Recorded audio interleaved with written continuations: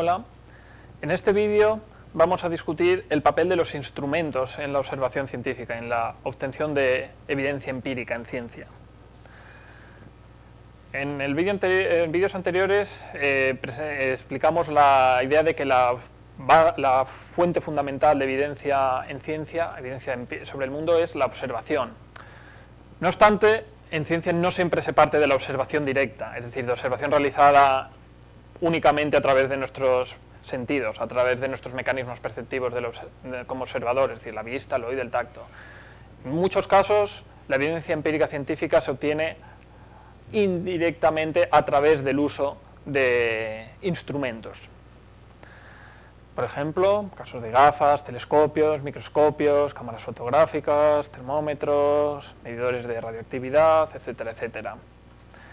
Algunos instrumentos lo que hacen es simplemente amplificar o corregir o mejorar los sentidos del observador, por ejemplo las gafas, que simplemente lo que hacen es mejorar la vista.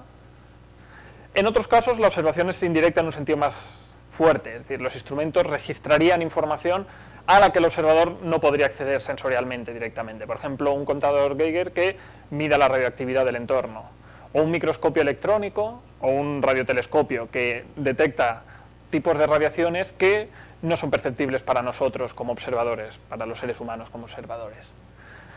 Por lo tanto, los instrumentos pueden ofrecer, no solo permiten mejorar nuestras capacidades perceptivas, nuestra vista o nuestro oído, sino que nos ofrecen acceso a información que de otro modo no sería accesible para nosotros. El recurrir a los instrumentos, por tanto, nos puede ayudar a superar limitaciones de la observación perceptiva,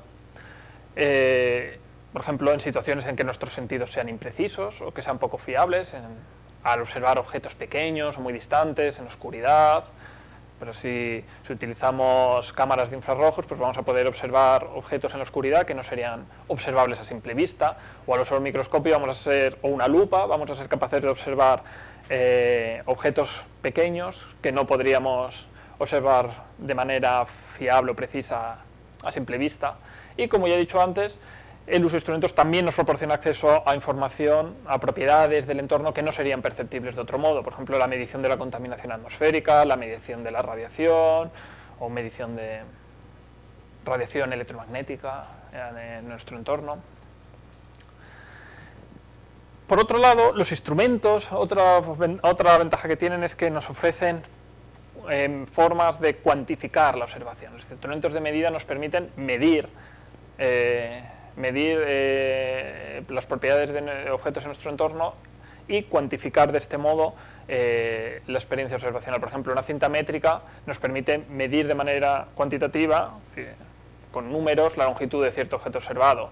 Con la percepción directa simplemente podemos ver que es más o menos grande, una mesa, por ejemplo, que sea más o menos grande. Con una cinta métrica podemos dar un número que que caracteriza la longitud de esa mesa. O un termómetro ofrece mediciones cuantitativas de la temperatura. Así pues, el uso de instrumentos ofrece numerosas ventajas en la investigación científica y proporciona evidencia empírica que no estaría disponible de otro modo y que además puede ser cuantificable y por lo tanto puede ser comparable con la evidencia obtenida en otros casos, etc. No obstante, los instrumentos no solamente mejoran nuestras capacidades de observación, también pueden introducir errores.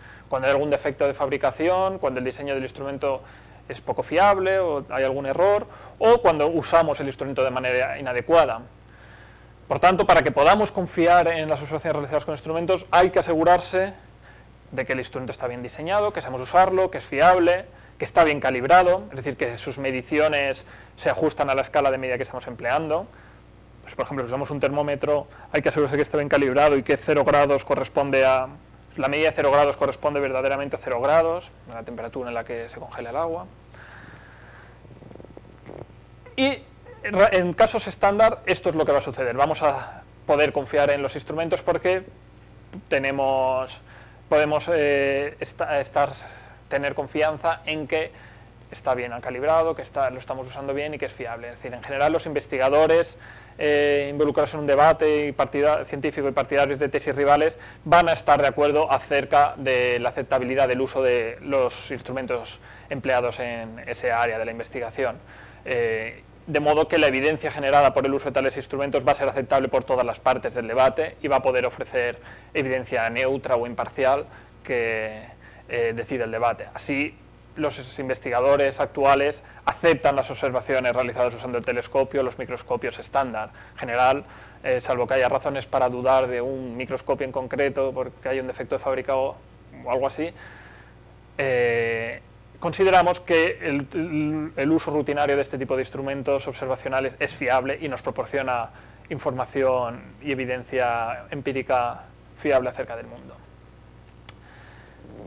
El papel de los instrumentos en la observación y en la ciencia ha sido fundamental para el avance de la ciencia y para el progreso de la investigación científica. Hay numerosos descubrimientos, numerosos avances que están directamente ligados, se siguen directamente de la invención de nuevos instrumentos y técnicas de observación y medida. Porque la evidencia que se obtiene a partir de nuevos instrumentos, que se obtiene cuando nuevos métodos de observación están disponibles, permite proponer y comprobar empíricamente nuevas teorías, nuevas tesis y de este modo avanzar científicamente. Hay muchos ejemplos, por ejemplo, el avance de la astronomía a partir de la invención del telescopio y del desarrollo de telescopios cada vez más sofisticados, empezando por el caso de Galileo, llegando a telescopios más modernos como el que usó Hubble para observar cómo las galaxias se alejan de manera acelerada unas de otras, y en épocas más recientes telescopios en satélites que ofrecen imágenes del espacio y de astros que antes eran inaccesibles. Otro ejemplo es el microscopio y su papel en el desarrollo de la microbiología, en el descubrimiento de las células, el descubrimiento del ADN, o otras técnicas de análisis de observación, como las técnicas de análisis de estructuras cristalinas mediante difracción de rayos X, que no solamente llevaron al descubrimiento de la estructura de muchos cristales y minerales, sino que también acabó permitiendo descubrir la estructura del ADN.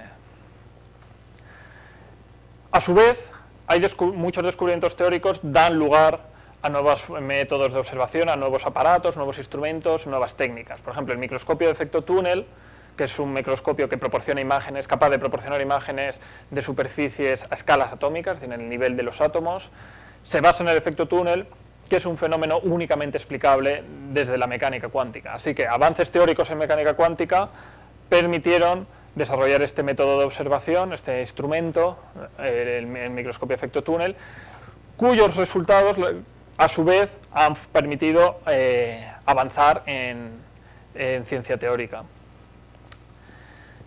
Uno de los ejemplos más famosos del papel de los instrumentos en el desarrollo de la ciencia es el de Galileo y el uso del telescopio. Galileo fue uno de los primeros científicos que usó el telescopio para obtener evidencia acerca del universo y utilizó esta evidencia empírica en contra de las teorías astronómicas tradicionales imperantes en su época. Por ejemplo, la observación, a partir de la observación de manchas solares, probó que el Sol no era un astro incorruptible o con una superficie perfecta, como se solía asumir en su época, y con su observación de satélites orbitando en torno a Júpiter, comprobó que no todos los cuerpos celestes orbitan en torno a la Tierra, es decir, hay cuerpos celestes que orbitan en torno a otros astros, a otros planetas en este caso, lo cual ofrecía evidencia a favor de un modelo heliocéntrico, como el que defendía, en contra del modelo exclusivamente geocéntrico. Galileo realizó distintas comprobaciones para mostrar que sus observaciones eran fiables, que el uso del telescopio era fiable y que no se debía a defectos o interferencias por defectos en la lente del telescopio o algo así.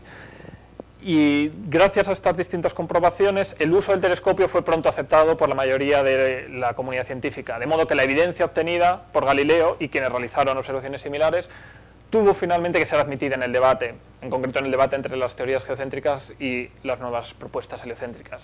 Este es un caso, por tanto, en el que enseguida el uso del instrumento se volvió incontrovertible o incontrovertido o aceptado por todas las partes involucradas en el debate. Aunque al principio, como era un nuevo instrumento, pudiese haber alguna duda sobre si era fiable o no como fuente de información acerca del mundo, se acabaron realizando comprobaciones que mostraron su fiabilidad y, por tanto, pasó a proporcionar evidencia empírica aceptable para todos los involucrados en el debate.